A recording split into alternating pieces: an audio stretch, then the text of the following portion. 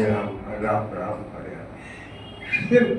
কিচ্ছু নেই এর মধ্যে, কোনো পাণ্ডিত্য নেই, কোনো স্তব্ধতি নেই, কোনো ব্যাখ্যা নেই, কিছু নেই, শুধু রাম কৃষ্ণ রাম কৃষ্ণ, হে রাম হে হরি হে রাম হে কৃষ্ণ।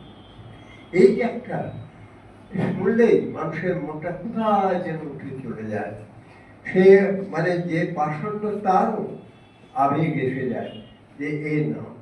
আমি নিজে দেখেছি, তখন সেই সময় নকশাল মুভমেন্ট চলছে, সেই সময় একবার আমি দক্ষিণেশ্বরে গেছিলাম।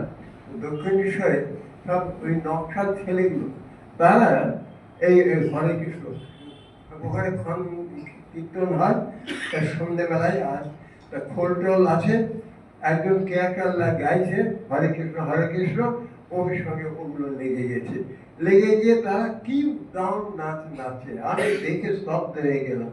আমি বললাম যে দেখো